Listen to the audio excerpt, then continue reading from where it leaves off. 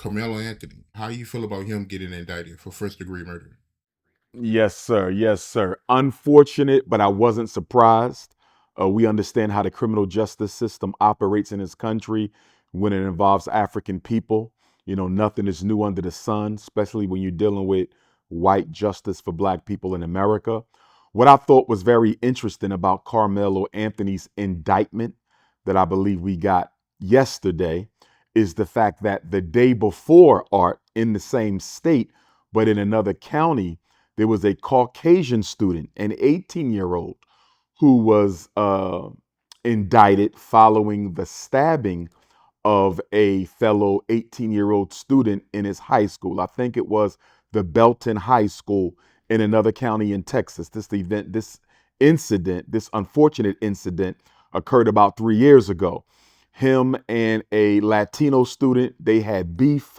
Allegedly, they had planned to meet up in the boys' bathroom and fight. And so some of the Latinos were there, and Casey Allison was there, and allegedly Jose Ramirez Jr., I believe he's a junior, rest in peace to him and condolences to his family. They allege that he swung first, punched Casey Allison in the face. Both of their groups that were with them, I think they got into a little bit of an altercation, and they said that Casey Allison pulled out a knife that he had brought to school that day and stabbed Jose 4 times. And he was not charged with murder. He was not charged with first-degree murder. He wasn't charged with second-degree murder. He wasn't charged with manslaughter. I believe he was charged with, was it reckless? I forget the exact charge that he got, but it wasn't murder and it wasn't manslaughter. And in fact, Art, he could have actually been sentenced to as little as 6 months to 2 years based on the charge that he was given. But the judge decided to add a weapons upgrade. In Texas, you can add something that's called a weapons upgrade, and I might not have the exact terminology correct there, but you can upgrade a charge to make it a more serious charge. And that's what this judge decided to do. Had the judge not done that, that young man could have been home in as little as 6 months to 2 years. But because of the serious weapons upgrade that the judge put on the case, he was sentenced the day before yesterday. He was sentenced to 2 years. And he does not, excuse me, he was sentenced to 10 years. And he does not have to do the full 10 years, Art. He does not have to do the full 10 years. And the reason I'm bringing this case up with Casey Allison or Casey Allison is because it's very similar to the Carmelo Anthony case. Very similar. There are differences, but it's very similar. The fact that he brought a knife to a fight that he knew he would be having clearly shows premeditation. Clearly shows premeditation. I'm going into a fight, I'm bringing my knife. That's premeditation. And yet he still was not charged with murder and he still was not charged with manslaughter. Very important. And my personal belief, Art, is the reason that the judge decided to add the serious weapons upgrade is because if Casey Allison would have went home, Art, with a sentence of 6 months to 2 years, there's no way that that could have no bearing on the outcome of Carmelo Anthony's case. I mean, look at it, Art. Monday, Casey Allison gets the 10-year sentence. Tuesday, Carmelo Anthony is indicted on first-degree murder. You can't tell me that there was not communication from the district attorneys involved. You can't tell me that there was not communication from the prosecutors involved. And both cases involve students who attended the same school. So I believe in order to justify whatever they're going to try to do to Carmelo Anthony, they had to give Casey Allen more time, Art.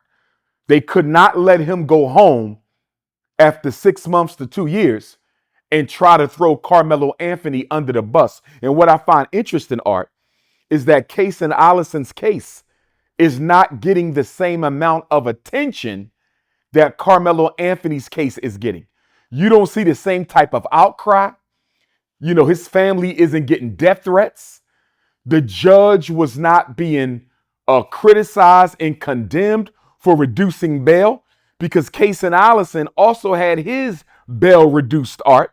Nobody said nothing. But when the sister judge reduced bail for Karmelo Anthony, there was a national outcry.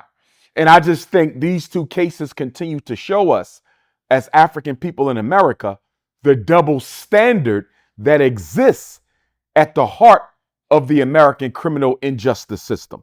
Now, looking at Karmelo Anthony, Art, the video was released on the school district's website. I have not seen the video. They are requiring that you register on the website, if what I've been told is accurate, and then when you register, they will grant you access to view the video. But the video has not been made available for people to see it conveniently on YouTube or anywhere else. And my question, Art, if you're so convinced that Karmelo Anthony did not have a right to stand his ground, if you're so convinced that he engaged in premeditated first-degree murder, why not show the video for all to see? Why are you only putting it on a certain platform and making people register in order to watch this video? Why do you need the names of everyone who views this video, Art? To me, they have something to hide. Because as you know, Art, when black people commit crimes, they put it on the internet within weeks. It's out there. When we are guilty, Art, as you know, they put it out there for everybody to see it. Why are they being so careful and so particular about releasing the Karmelo Anthony quote unquote stabbing video? Why are you not showing it? Why is it not on YouTube? Why has it not been released to TMZ, to CNN, to C-SPAN, to Headline News, to USA Today, to the New York Times, to the LA Times? Why is it not being shown on these mainstream white-owned media platforms? And I believe it's because, number one, you either manipulated the video and people might be able to tell. I'm not saying they did it, Art. I'm saying that I'm suspicious of the possibility that the video may have been doctored, because why can it only be seen on your website? And you can't use the excuse that these were school-age children. And the reason you can't use that excuse, Art, is because you can redact their faces. You can redact their faces and still show the video. So you can't use that.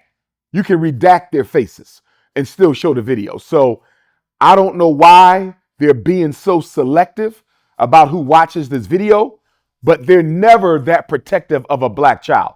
And they're clearly not protecting Karmelo Anthony because they want to see the young man spend the rest of his life in jail. So I believe that that video, if it is shown in its entirety as it happened, will reveal some evidence that will lead a lot of people to believe that Karmelo Anthony, in fact, was justified in standing his ground and defending his life. And the one thing that came out since our last conversation, Art, was the incident took place on the bleachers.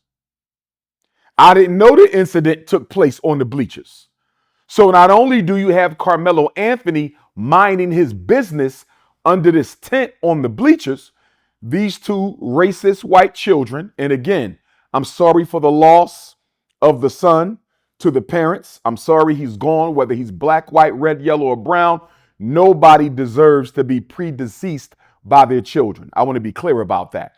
But with that being said, you have these two white boys, athletes, who weigh more than Karmelo does, who come to him. They have a history of bullying students, Art. That's another thing that has come out in this. They have a history of bullying students. This is not the first time. And I'm being told that they threw, and again, I didn't see the video, But people are telling me that they threw Karmelo Anthony or attempted to throw Karmelo Anthony down on the bleachers. Other people are arguing that the video does not show that. Some of these Sambos are arguing that there was no altercation at all. So I'm saying to that, Art, there may not have been a physical altercation, but if they came over and entered Karmelo Anthony's space, clearly that is a behavior of aggression. Two white kids approaching a black kid coming into his personal space. That is clearly an act of aggression, whether you touched him or not. And depending on what they said to Karmelo Anthony, Art, which will come out in the trial, depending on what they said to Karmelo Anthony, if they did not, in fact, put hands on him, what they said to him in the form of a threat could have alerted him to the potential for violence and harm, which again would have justified him standing his ground. So I'm saying here and now, whether they physically accosted him or not, he may have still been justified to stand his ground, given the fact that he was face to face with two racists who were larger than he was, who were threatening to remove him, and he felt he only had one opportunity to defend himself. So whether they touched him or not, I'm standing 10 toes down for Karmelo Anthony and his family. And how do you get a first-degree indictment, Art? How does the grand jury come back with a first-degree indictment? Karmelo Anthony for murder, first-degree murder indictment. Karmelo Anthony didn't know he was going to get into a fight with them that day. He didn't know they was going to come over to him and try to remove him from the tent. He didn't know that them two racist white kids were going to try to throw him down on the bleachers. So how did he get first degree, Art? I don't even think he should have had second degree either. But first degree, when you got another kid a few counties over in the same state who took a knife to a fight that he knew he would be having and stabbed the kid 4 times inside of a school, Art, when he could have ran and told a teacher, ran and told a security guard, ran and told the principal. Instead of doing that, he stabs the kid, but he don't get a murder charge. He don't get a manslaughter charge. I think he gets criminally negligent homicide or something like that, Art. I can't remember the exact charge, but it wasn't first degree murder, second degree murder. It wasn't even manslaughter. So how do you explain that? And I do believe the stabbing took place in a school bathroom. I believe it did. Don't quote me on that. It could have been off campus, but I think it was on campus. Okay, so how does he only get this charge, which could have sent him home in 6 months to 2 years, and Karmelo Anthony out the gate for an incident that he could not have predicted would happen on that day is being charged with first degree murder? This is clearly a case of unfair justice. Yeah, it's definitely unfair. I couldn't believe it when I first heard it, that he got indicted on first degree murder. Because he can go to jail for the rest of his life, Art. Karmelo Anthony, God forbid, ancestors forbid, divinities forbid, Karmelo Anthony can go to jail for the rest of his life.